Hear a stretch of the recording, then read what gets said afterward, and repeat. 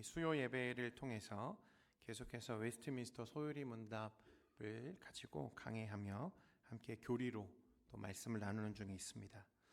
오늘 저와 여러분이 이제 살펴볼 오늘 기독교의 진리는 성화입니다. 성화. 우리는 지난 시간에 칭의와 양자의 됨에 대해서 좀 살펴보았는데요. 믿음으로 그리스도와 연합된 자들, 그 백성들을 하나님이 의롭다 여겨주시고 또한 의롭다 하신 자들을 양자로 또 자녀로 삼으신다고 우리가 말씀 가운데 나누었습니다. 그리고 그렇게 하나님의 자녀가 된 자들은 이제 거룩한 삶을 살기 시작합니다. 우리가 이것을 성화라고 말하는데, 우리가 지난 시간에도 충분히 이야기를 했지만 예수를 믿었다고 해서 우리가 이미 충분히 거룩한 존재가 된 것은 아니다라고 말씀드렸습니다. 그러니까 법적으로 거룩하다 여겨졌지만, 그러니까 용서받은 죄인, 그것이 우리가 가진 현재의 신분인 거죠.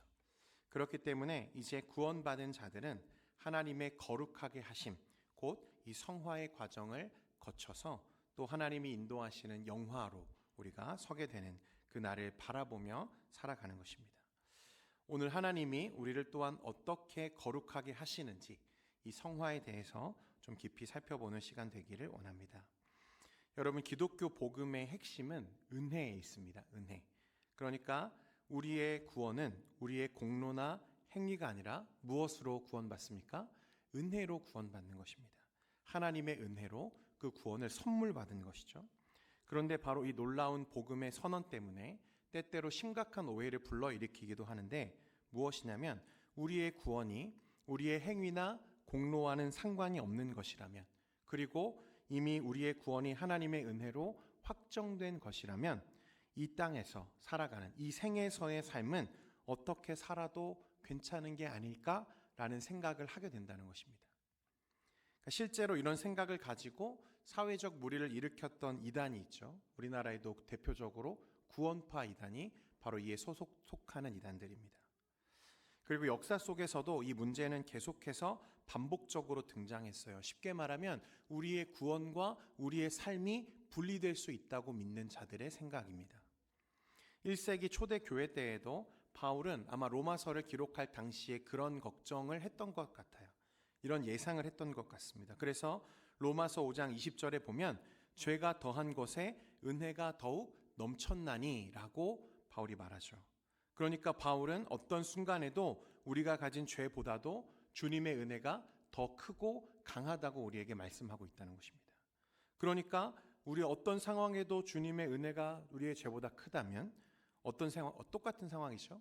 내가 마음대로 내 삶을 마음대로 살아도 되지 않을까라고 하는 생각을 할 수 있다는 것을 염두에 두고 곧바로 이어지는 6장 1절에서 뭐라고 말합니까? 우리 함께 읽겠습니다. 6장 1절입니다. 시작. 그런즉 우리가 무슨 말을 하리요? 은혜를 더하게 하려고 죄에 거하겠느냐? 여러분, 은혜를 더하게 하려고 죄에 거하겠느냐? 그럴 수 있다는 것입니까? 없다는 것입니까? 그럴 수 없다는 거예요. 은혜가 크다고 해서 우리가 여전히 죄 가운데 살 수 있느냐라고 하는 것은 의심할 여지 없이 그럴 수 없다는 것입니다. 죄에 거한다는 것은 단순히 죄를 짓는다는 게 아니라 죄를 삶의 습관으로 삼고 지속적으로 그 안에 머무는 삶을 우리에게 말하는 것입니다. 즉 회개 없이 거리낌 없이 죄 가운데 계속 살아가는 것을 말하는 거죠.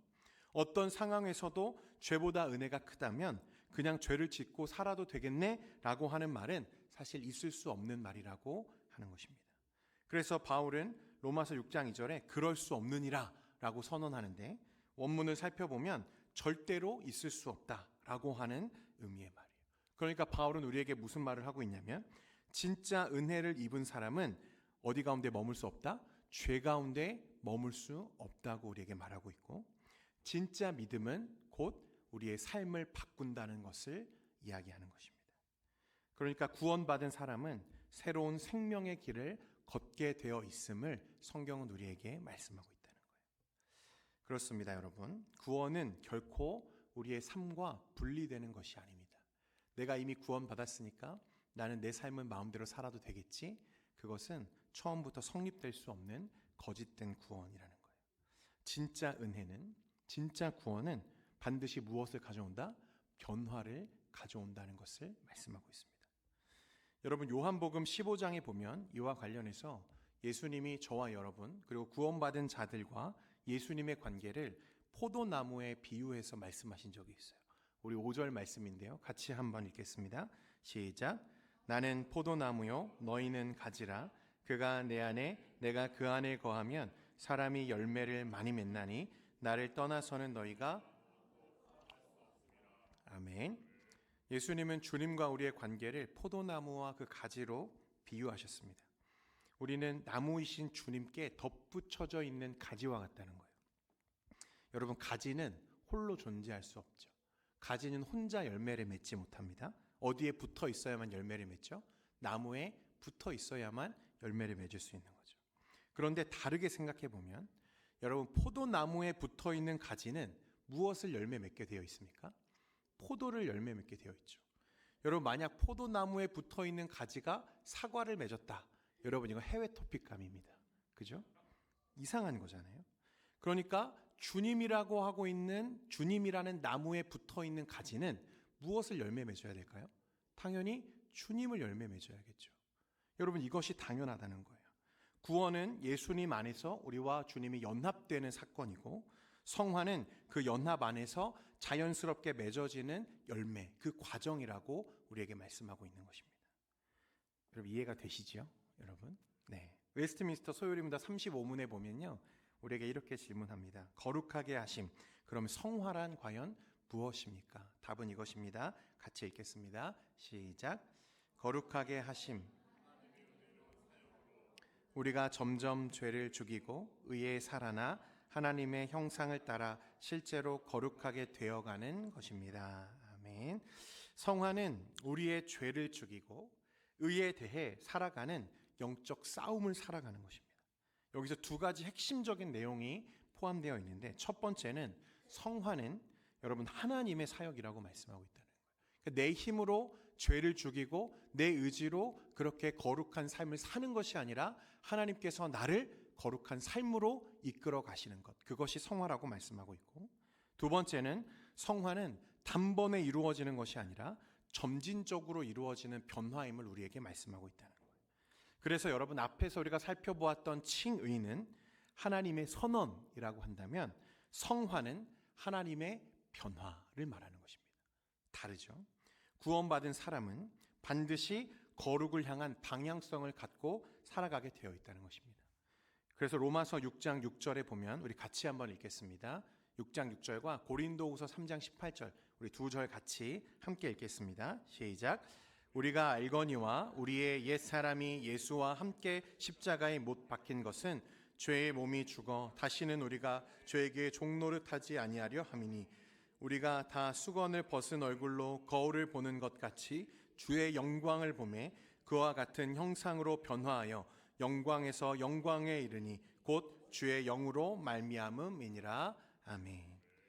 우리는 구원을 위해서 거룩한 삶을 사는 것이 아닙니다.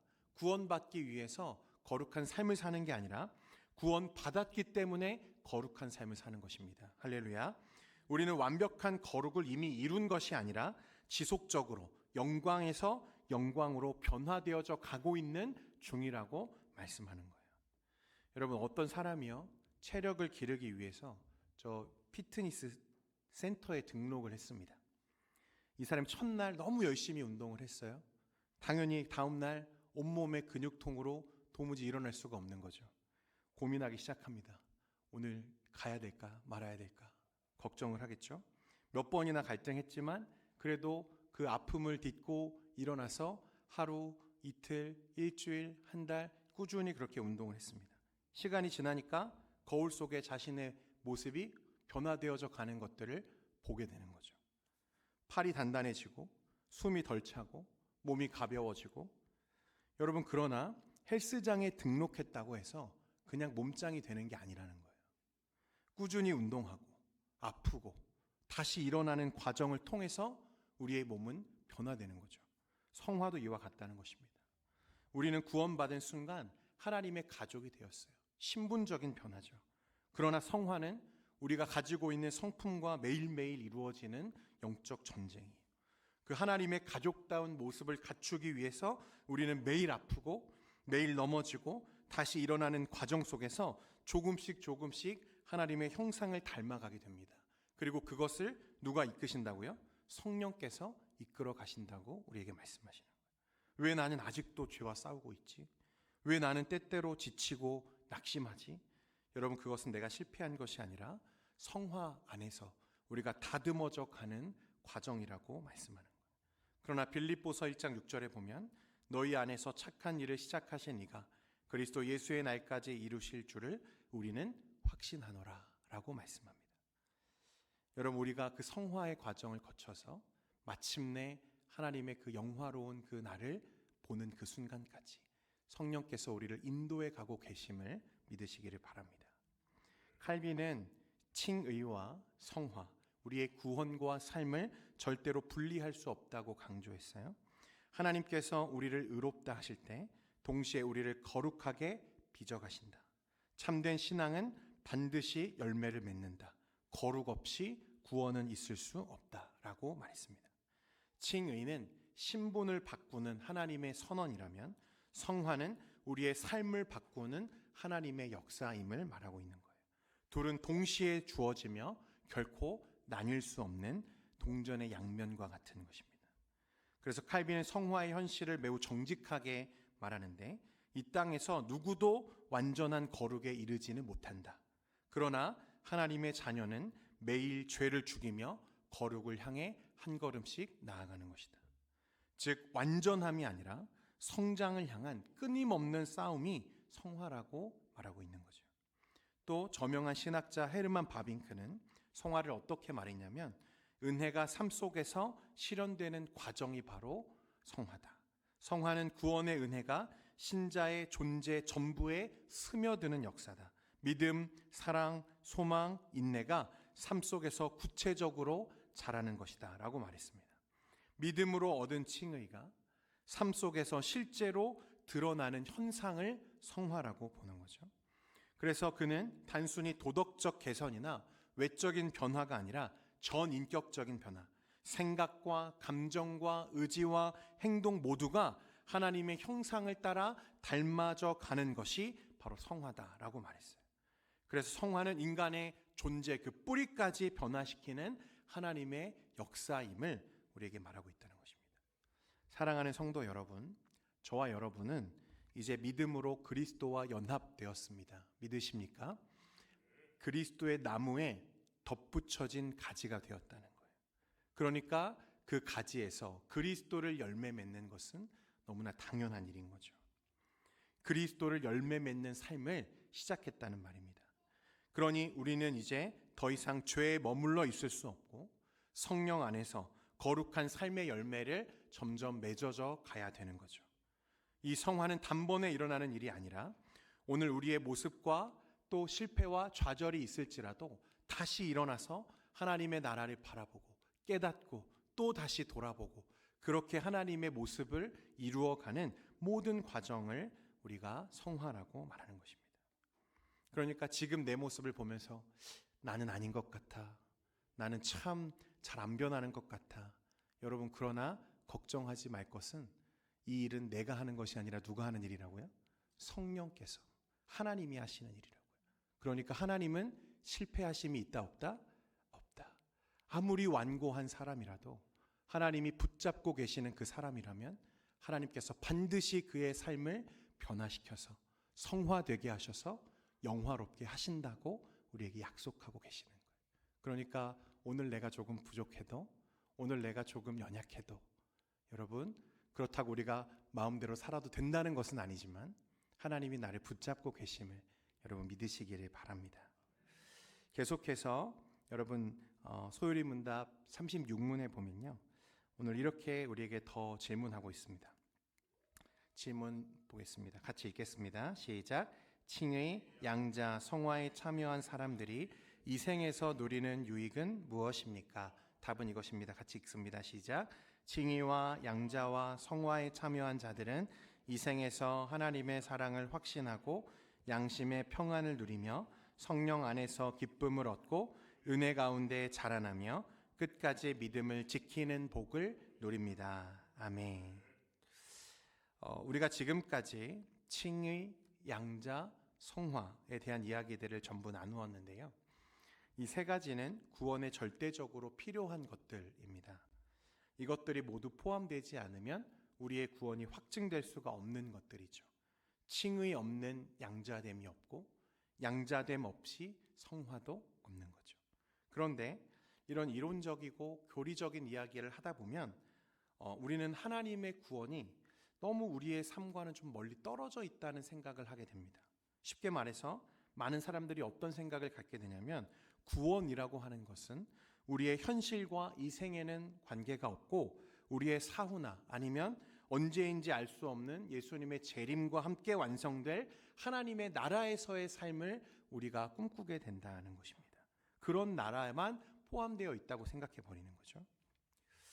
여러분, 칭의가 법정적인 신분의 변화이고 양자가 가족으로 입양되는 관계의 변화라면 성화는 오늘 삶의 실제적인 변화라고 제가 말씀을 드렸죠. 그러니까 더 나아가서 성경은 우리에게 무엇을 말하냐면 구원은 우리가 죽은 다음에 아니면 어느 순간에 누리게 될 먼 이야기가 아니라 우리의 현재적인 삶의 열매를 우리에게 이야기하고 있다는 거예요.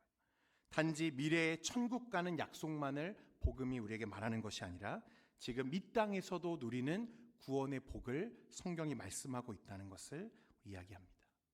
여러분 그러니까 우리는 이 땅에서도 하나님의 천국을 이미 누리며 살고 있는 것입니다. 우리가 죽음 이후에 죽은 다음에 가는 그런 천국이 아니라 하나님의 나라는 이미 저와 여러분 가운데 시작되었고 그 나라를 충분히 이 땅에서 누리며 살고 있다는 거예요. 그런데 너무나 많은 사람들이 이 사실을 모르고 있는 거죠. 내가 얼마나 큰 은혜 가운데 하나님의 나라를 지금 살고 있는지를 모르고 산다는 것입니다. 여러분, 첫 번째 오늘 우리가 말씀 가운데 볼 수 있는 이 땅에서 누리는 구원의 현재적인 열매, 그 첫 번째는 무엇이냐면 하나님의 사랑에 대한 확신입니다. 앞에서도 계속 우리가 이야기해 왔지만 복음은 단지 죄를 용서받는 것에서 그치는 게 아니에요. 복음은 우리가 하나님과 세상에서 가장 강력한 관계로 연결된 가족이 되었음을 선언하는 것입니다. 따라서 복음이 우리에게 주는 이 생의 첫 번째 유익은 뭐냐면 하나님이 나를 지금도 사랑하고 계심을 확신하게 되는 은혜라는 거예요. 여러분, 하나님이 여러분을 자녀 삼으셨음을 믿으십니까? 여러분, 그렇다면 하나님이 단 한순간도 놓지 않고 여러분을 지금도 사랑하고 계심을 믿으시기를 바랍니다. 로마서 5장 5절에 보면 소망이 우리를 부끄럽게 하지 아니함은 우리에게 주신 성령으로 말미암아 하나님의 사랑이 우리 마음에 부은 바 됨이니라고 말했습니다. 여기서 바울은 하나님의 사랑이 우리의 마음에 부은 바 되었다 했을 때 현재형을 썼어요. 지금 이 순간에 하나님의 사랑이 우리에게 부어지고 있다고 말하고 있는 것입니다. 팀 켈러 목사님은 기독교 신앙의 핵심은 내가 하나님을 붙잡는 것이 아니라 하나님이 나를 붙드신다는 확신이다, 이렇게 말했어요. 여러분, 그것이 우리가 이 땅에서 누리는 첫 번째 구원의 유익입니다. 하나님이 나를 지금도 사랑하신다. 여러분, 우리도 그렇잖아요. 우리 자녀들을 사랑할 때 여러분, 자녀들을 언제는 사랑하고 언제는 사랑하지 않고 그런 게 가능합니까? 가능하지 않죠. 우리는 자녀들을 늘 사랑합니다. 하나님이 저와 여러분을 그렇게 사랑하신다고 말씀하시는 거예요. 두 번째로 칭의, 양자, 성화는 우리를 죄책과 두려움에서 해방시키는 하나님의 능력입니다. 양심의 평안이죠. 이것이 우리가 이 생에서 누리는 두 번째 구원의 유익이라고 말했어요. 칭의의 결과로 우리는 하나님의 법정에서 무죄를 선언받았습니다. 죄 없음, 무죄.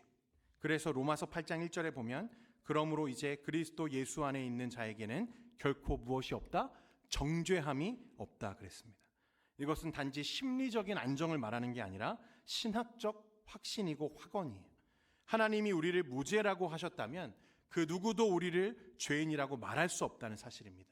그렇기 때문에 이 복음으로 인해서 우리가 구원 안에서 누리게 되는 확신과 유익은 무엇이냐면 그 누구도 우리를 죄인이라고 말할 수 없으므로 더 이상 그 죄가 나를 묶을 수 없다는 이 영적인 자유가 내 삶에 선포되었다는 것을 확신하는 것입니다.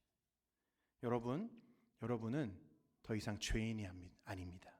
우리는 더 이상 죄에 머물러 있을 이유가 없다는 사실을 믿으시기를 바랍니다.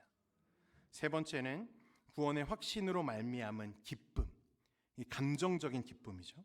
이것이 이 생에서 누리는 세 번째 유익이라고 말합니다. 세상과 구별되는 정서적 능력을 의미하는 거예요. 로마서 14장 17절 말씀에 같이 한번 읽겠습니다. 로마서 14장 17절입니다. 시작. 하나님의 나라는 먹는 것과 마시는 것이 아니요 의와 평강과 희락이라. 아멘. 구원의 확신이 있다면 그 사람의 감정과 삶에는 반드시 기쁨이 솟아나기 시작한다고 말합니다. 이 기쁨은 환경에서 오지 않고 성령으로 말미암는 기쁨입니다. 그래서 우리가 고난 중에도 기뻐할 수 있다고 말씀하고 있는 것은 우리의 기쁨의 근원이 저 환경에, 상황에 있지 않고 변함이 없으신 그리스도 안에 있기 때문인 줄 믿습니다. 할렐루야. 기쁨은 그리스도인들의 기본적인 태도예요. 여러분, 저와 여러분이 정말 예수를 믿었다면 여러분 날마다 우리 안에 기쁨이 샘솟듯 솟아나와야 정상인 것입니다. 예배하며 기뻐하고 찬양하며 기뻐하고 날마다 마주하는 모든 현실의 삶 속에서 하나님이 주시는 구원의 은혜와 그 감격으로 말미암아 기뻐하는 삶, 그것이 그리스도인들이 이 땅에서 누리는 가장 큰 은혜인 줄 믿습니다. 날마다 새롭고 날마다 기쁨과 감사가 넘치는 그런 삶이 되시기를 축원드립니다. 자신감이 있어야 하고 기쁨과 확신이 우리 안에 있어야 함을 말씀하고 있다는 거예요. 자, 그런데 여러분, 지금까지 얘기했던 확신과 평안과 기쁨, 여러분 이것들은요 그 자체로 독립된 개념은 아닙니다. 이 모든 유익은 사실상 칭의, 양자, 성화라고 하는 주된 은혜들의 뿌리를 두고 있는 열매들이에요. 예를 들어서 여러분 어떤 분이 최근에 회심해서 예수를 믿었다고 여러분 가정해 보십시오. 그분은 이제 막 복음을 받아들였지만, 그래서 그 순간 예수를 믿고 하나님의 자녀가 되었지만 자신이 하나님의 택하심을 받은 자라고 하는 사실, 그리고 자신 안에서 시작된 성령의 역사를 아직 충분히 인식하지는 못했을 수도 있다는 말입니다. 그러니까 여러분들도 지금 예배 중에 제가 여러분에게 이 구원의 은혜에 대해서 다 풀어서 설명하고 있기 때문에 무엇을 알게 되는 거죠? 아, 내가 그런 구원의 은혜를 지금 누리고 있구나, 이 사실을 깨닫게 되는 거잖아요. 그렇죠? 그러니까 성경은 그런 이들에게 확신을 심어주고 은혜의 근거를 알게 하며 더 깊은 소속감과 기쁨으로 나아가도록 돕기 위해서 끊임없이 무엇을 말하는 거죠? 너희가 그리스도 안에 있는 자임을 알라, 너희가 하나님의 자녀임을 확신하라는 말씀을 계속해서 성경이 우리에게 말씀하고 있는 거예요. 왜냐하면 말하지 않으면 모를 수 있기 때문에. 사랑하는 성도 여러분, 우리가 그리스도 안에 있는 하나님의 자녀임을 이제는 확실히 깨닫고 그 기쁨을 누리시는 여러분 되기를 소망합니다. 여러분, 이 땅에서 누리는 것과는 비교할 수 없는, 그래서 무언가 있을 때 누리고 없을 때는 공허한 삶이 아니라 절대로 변하지 않는 진리와 진실이 나의 삶에 비추고 있다는 사실로 인해서 그 무엇으로도 흔들 수 없는 기쁨이 저와 여러분 안에 있다는 것을 발견할 수 있어야 된다는 것입니다. 이 생에서 누리는 구원의 열매 네 번째는 무엇이냐면 영적인 성장입니다. 영적인 성장. 성화는 앞에서 얘기했지만 멈춰 있는 게 아니라 계속 자라가는 여정이라고 말씀을 드렸죠. 하나님의 자녀는 그분의 형상을 점점 더 닮아가는 거예요. 베드로후서 3장 18절에 같이 한번 읽겠습니다. 시작. 오직 우리 주 곧 구주 예수 그리스도의 은혜와 그를 아는 지식에서 자라가라. 영광이 이제와 영원한 날까지 그에게 있을지어다. 아멘. 회심은 순간이지만 성화는 평생입니다. 이 성장은 하나님의 은혜로 보장된 방향성을 말하는 거예요. 여러분, 반드시 변화가 일어나고 반드시 하나님이 우리를 거룩하게 하셔서 영화로운 그 날에 서게 하신다고 말씀하고 있는 거예요. 거룩하게 된다는 것은 어제보다 오늘, 오늘보다 내일 우리가 하나님을 더 사랑하게 되는 것입니다. 할렐루야. 여러분, 그러니까 해가 거듭될수록 하나님을 더 사랑하는 여러분 되시기를 바랍니다. 마지막 5번째는요, 끝까지 믿음을 지키는 이 견인의 은혜를 우리에게 약속하십니다.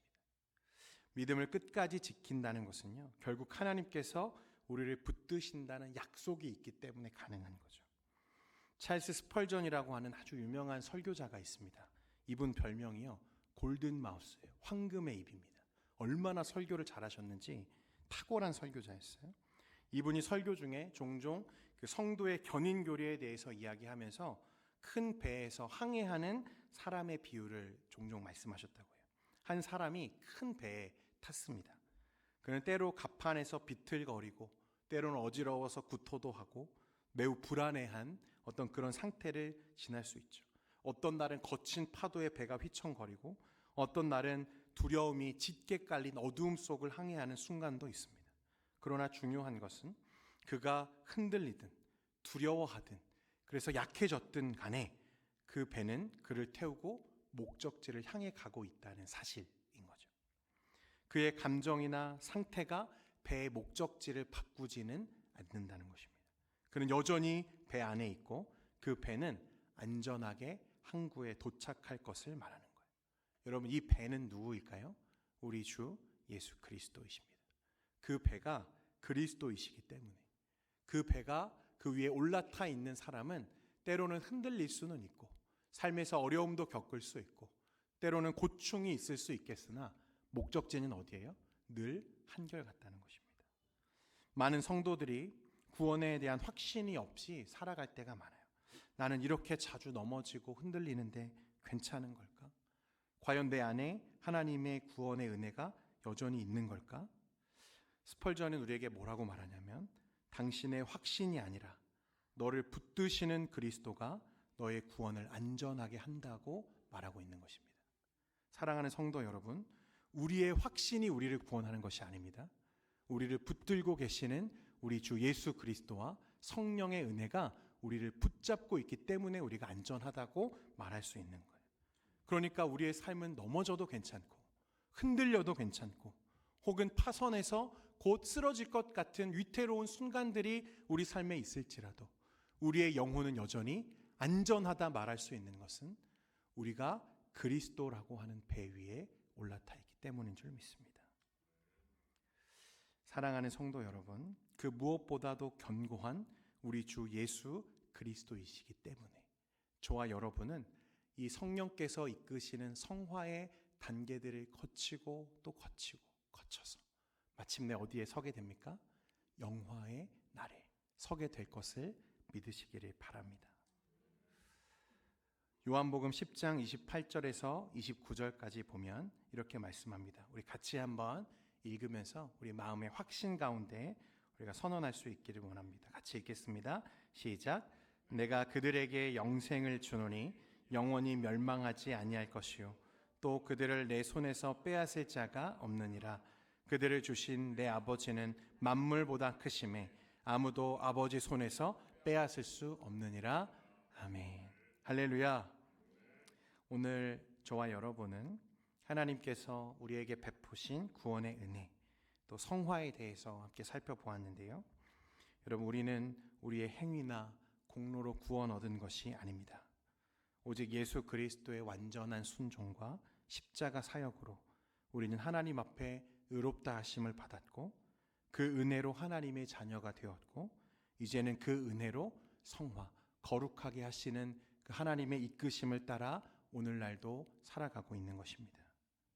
그리고 하나님의 성령께서 거룩하게 하시는 은혜의 손길로 조금씩 죄를 죽이고 의에 살아나도록 우리를 지금도 빚어가고 계심을 우리가 말씀 가운데 확인하게 됩니다.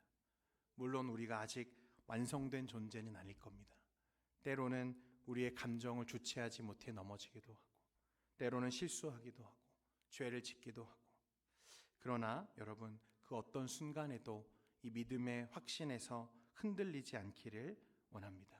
하나님께서 시작하신 이 구원의 여정은 결코 중단되는 일이 없다고 선언하고 계시기 때문에 그렇습니다.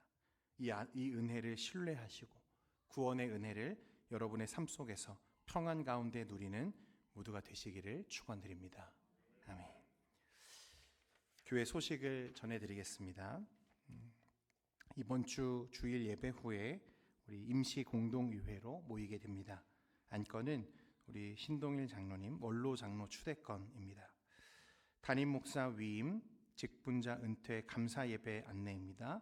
5월 24일 토요일 오후 2시에 우리 교회에서 위임식이 있습니다. 여러분 많이 참여해 주시고 함께 축하하는 시간이 되면 좋겠습니다. 25년 전교인 수련회 안내입니다. 6월 6일에서 7일 1박 2일간 베르아델 승마장, 이 대부도에 소재해 있는 베르아델 승마장에서 수련회를 가지려고 합니다. 함께 말씀 나누고 기도하면서 우리가 하나된 공동체로 함께 세워져 가는 귀한 은혜와 또 교제의 시간 되기를 소망합니다. 가정의 달 맞이 지역 주민과 함께하는 정도 행사가 5월 10일 토요일 오전 11시부터 오후 3시까지 준비되고 있습니다. 준비 시간은 9시 30분이고요. 함께 협력하셔서 지역 주민과 은혜 나누는 귀한 시간 되기를 소망합니다. 또한 우리 구역별 연합 대신방이 진행되고 있습니다.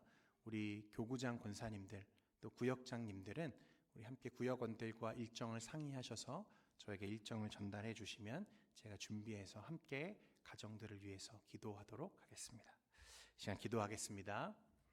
존귀하신 하나님 아버지, 오늘도 우리에게 말씀의 은혜를 주시고 하나님 이 땅에서 하나님의 나라를 누리며 하나님의 구원의 유익을 누리며 살아가는